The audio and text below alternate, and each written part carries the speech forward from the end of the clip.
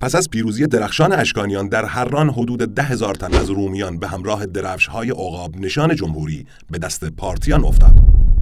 شاهنشاه امر کرد که درفش‌ها در خزانه شاهی نگهداری شوند و همچنین فرمان داد 10,000 اسیر رومی را به مرو بفرستند تا در آنجا یک سیستم دفاعی نفوذناپذیر را پیریزی کنند. سپس سپهبد سورنا را که تهدیدی علیه پادشاهیش بود از سر راه برداشت و پسر خود پاکور را فرمانده سپاه کرد.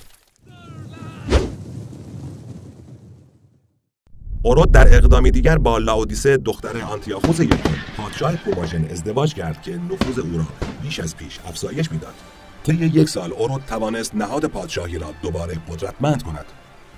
او با 2 پادشاه ارمنستان و کوماژن از طریق ازدواج فامیل و متحد شده بود. بزرگترین رقیب خود را از میان برداشته بود و حال پسرش فرماندهی ارتش را بر عهده داشت.